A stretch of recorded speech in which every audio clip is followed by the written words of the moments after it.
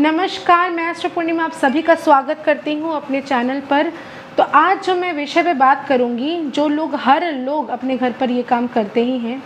कहीं पे भी अगर आप घूमने के लिए जाते हो, किसी भी तीर्थ स्थान पे अगर आप जाते हो, तो वहाँ से भगवान की तस्वीरें उठा कर ले आते हो या मूर्तियाँ उठा कर ले आते हो। घर पर एक ही जगह पर कई सारी एक ही भगवान की मूर्तियाँ आपके घर में ज़रूर से ज़रूर विराजमान होगी। मुझे ये पता है क्योंकि ये हर एक घर की प्रॉब्लम है, समस्या है।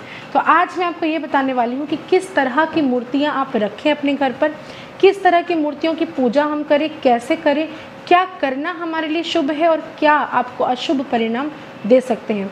याद रखिए, आप अगर अपने घर पर, आपके जो पूजा घर है वहाँ पर अगर मूर्तियाँ रखते हैं तो जितनी छोटी पॉसिबल है, छोटी से छोटी मूर्तियाँ आप रखें।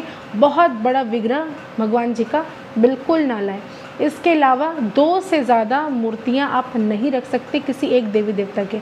अक्सर ऐसा होता है दीपावली के समय अधिकतर कि गणेश लक्ष्मी और भी ज़्यादा आ जाती हैं, तो वो आप 2 ही रखें, उससे ज़्यादा रखने की कोशिश बिल्कुल ना करें, क्योंकि वो करने से आपको अशुभ परिणाम मिल सकता है।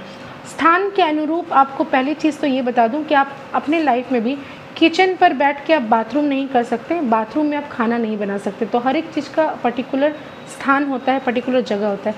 तो जगह के विशेष अनुरूप से ही आपको पूजा का भी जो विग्रह है वो उस हिसाब से ही रखना चाहिए।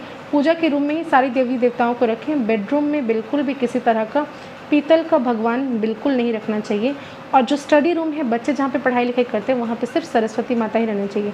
और ऐसा भी नहीं होना चाहिए कि बच्चे सरस्वती माता का वहाँ पे रख तो दिया, लेकिन वो पढ़ते हैं कभी छत पर, कभी बैल्कनी पर, तो कभी कहीं तो कभी कहीं।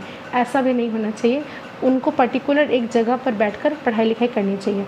इसके अलावा भगवान जी को जो हम लोग पूजा करते हैं, पूजा अर्चना करते हैं, इसके बाद आपको जो भी आप वहाँ पे जो भी अगर गंदगी फैली हुई है, कहीं पर माचिस का डिब्बा रखा हुआ है, कहीं पे पानी फेंका हुआ है, कहीं पर धूल मिट्टी जम गई, तो उसको तुरंत साफ़ करना चाहिए। कम से कम सप्ताह में एक बार भगवान जी को हटा के उस जगह को क्लीन करें, साफ़ सफाई रखें, अच्छे वस्त्र पहनाएं। अगर आपके घर पे लड्डू गोपाल है तो और भी ज़्यादा आपको उसकी सेवा करने की ज़रूरत है।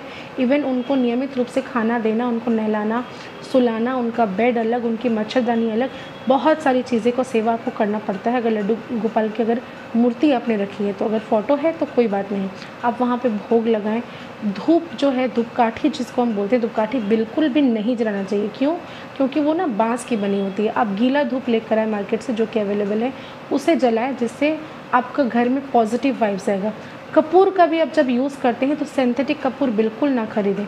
थोड़ा महंगा पड़ता है भीमसेनी कैम्फर, जो कि प्योरेस्ट फॉर्म है कैम्फर का, आप वही यूज़ करें, जिससे आपके घर में पॉजिटिविटी आएगी। क्योंकि अगर आप कपूर सिंथेटिक वाली यूज़ करेंगे तो उससे आपको कोई बेनिफिट नहीं मिलने वाला, तो वो कुछ भी असर उसका होता नहीं है।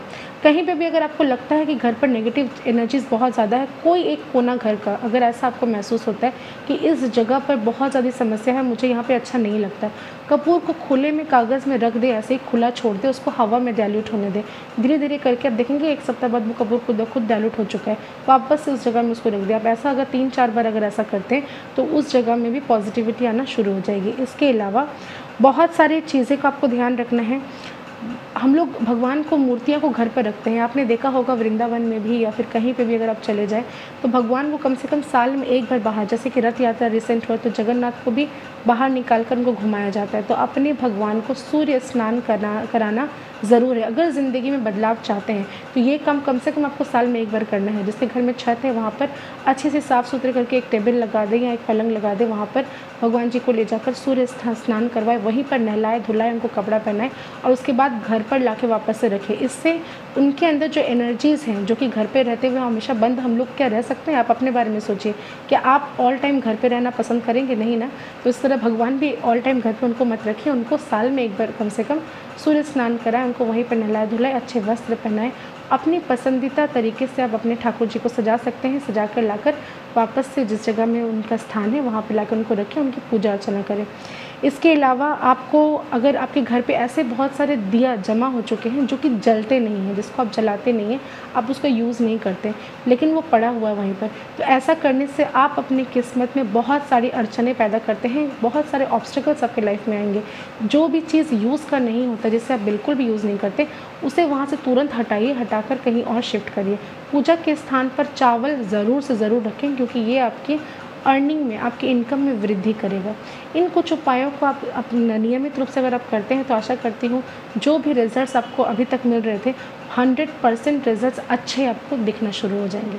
आप मेरे वीडियोस को बहुत ज़्यादा शेयर करें, क्योंकि अगर आपका भला होगा, दूसरों का भला होगा, तो मेरा भी भला होगा।